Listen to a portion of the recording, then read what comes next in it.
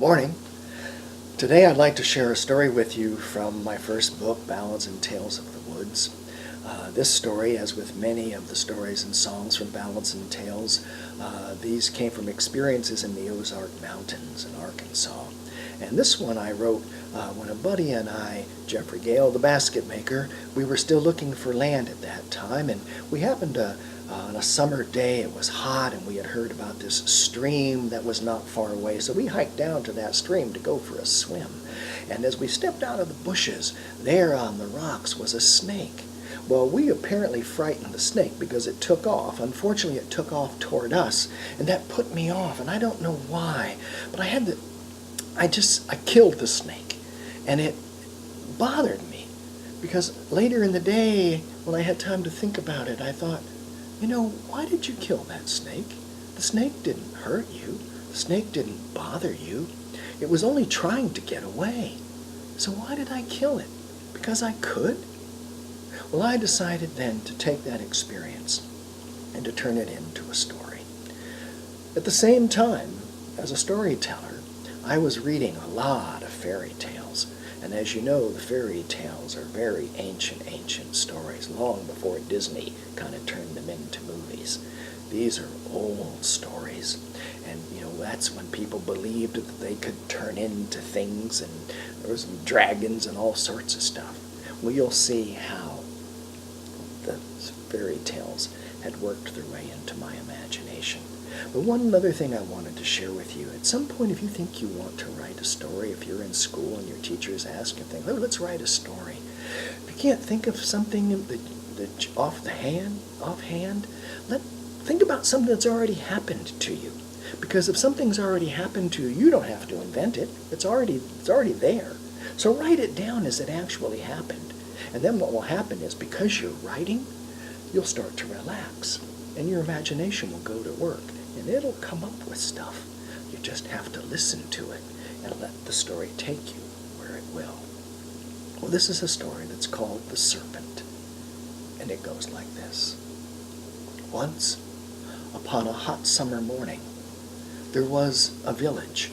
The village was set on the edge of a vast jungle that stretched for miles.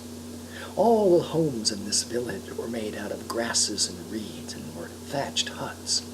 Living in one of these thatched huts was a young girl who lived there with her mother and father and her older brother. On this particular morning, the girl was sitting outside the thatched hut. She had a stone, and she was sharpening her father's knives and his arrowheads and his spear points. And that's when her older brother walked up, and he said, "Little sister, the sun is not even straight in the sky, and it is sweltering hot. Let us go to the stream where the water bubbles clear and cold, and let us swim and refresh ourselves." And the girl replied, "No thanks, brother. As you can see, I'm very busy sharpening our father's knives and arrowheads and spear points."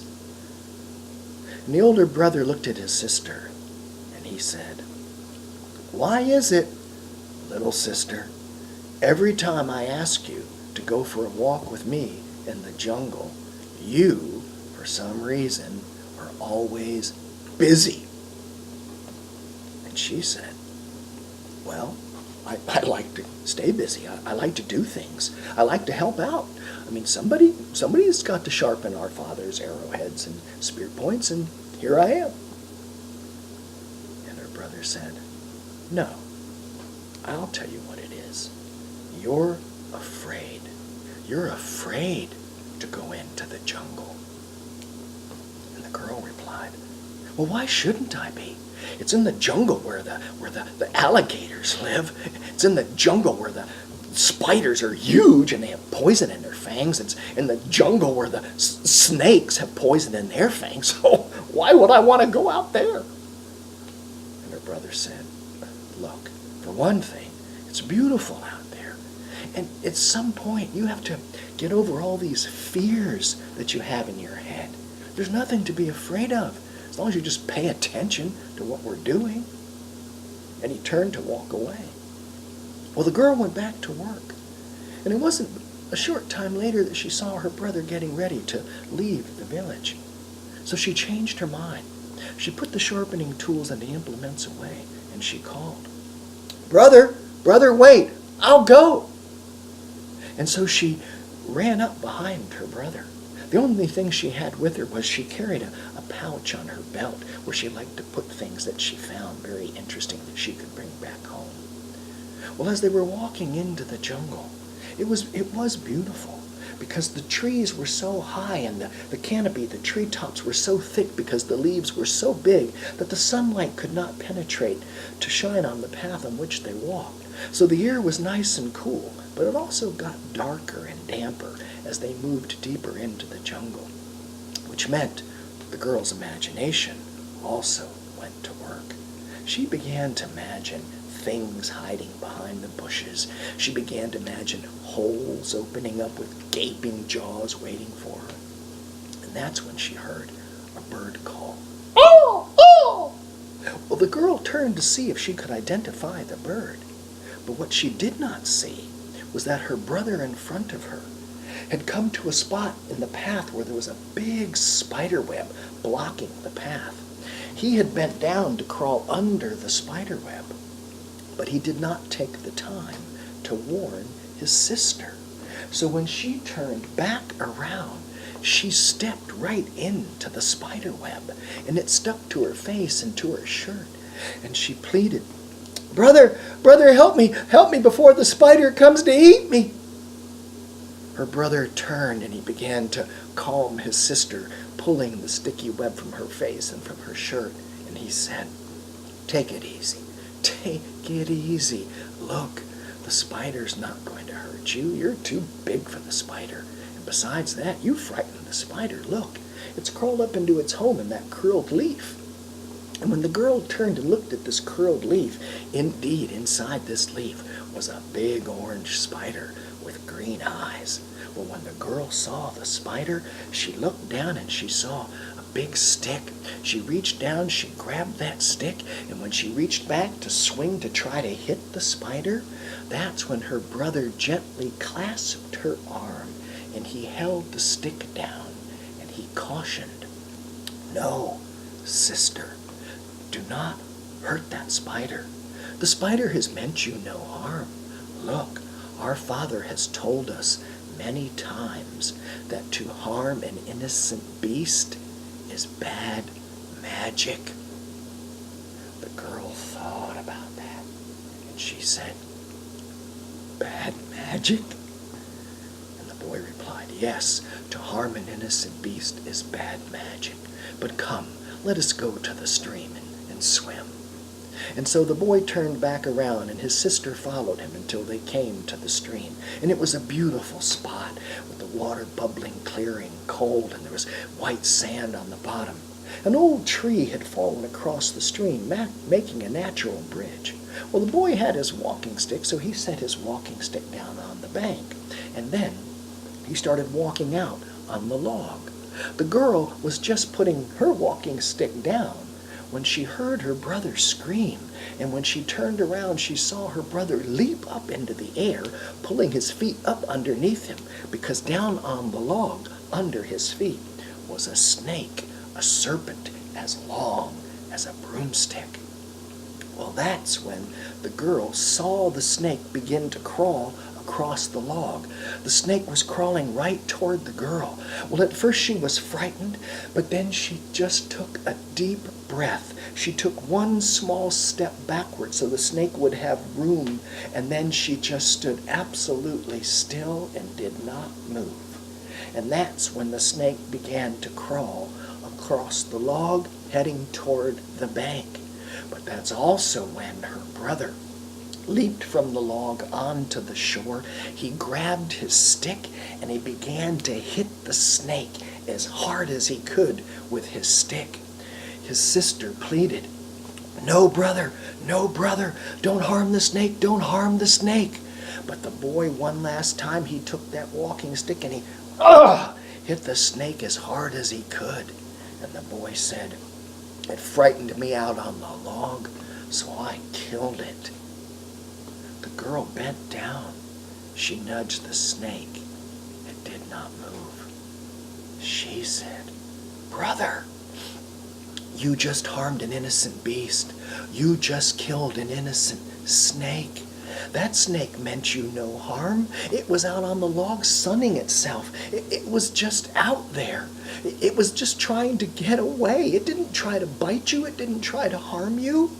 You killed an innocent beast. Remember what our father said? That's bad magic. And the boy replied, look, it frightened me out on the log, so I killed it. And I don't want to hear that nonsense. Leave me alone. And he turned and he dove into the stream. Well, his sister, she dove into the stream and she swam with her brother. And when they had refreshed themselves, they came out of the water and they picked up their walking sticks and they headed for home. But it wasn't long before they came to a fork in the path. The boy stopped his sister. He said, Sister, I've been this way 100 times before. I don't remember a fork in the path here. Do you? And she replied, Brother, I've only been this way with once, and that was today with you, and I don't remember these two paths coming together. And the boy said, okay, look, let's just sit down and we'll relax and we can sort it out. So they sat down on the path, and the girl took her walking stick and put it across her lap. Her brother took his walking stick and put it across his lap. And that's when the girl heard another bird. Oh, oh! When she turned to see if she could see the bird, she saw a beautiful bird flying off into the trees. But when she turned back around, her brother was gone. He had vanished. The only thing left of him was his walking stick in the sand. To the girl's surprise, the walking stick turned into a snake and it turned to crawl away.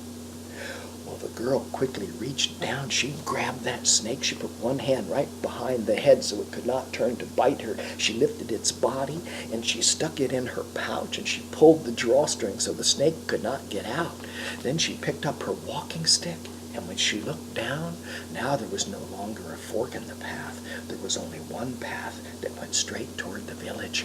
The girl went running into the village calling, Mother, come quickly, Mother, come quickly. The girl's mother walked into the doorway of the thatched hut. The girl walked up. She dropped her walking stick. She said, Mother, look, my brother he killed an innocent beast and now he's been turned into a snake. And she opened up the pouch and she took out the snake and she said, what will we do? And her mother said, do not fret, child.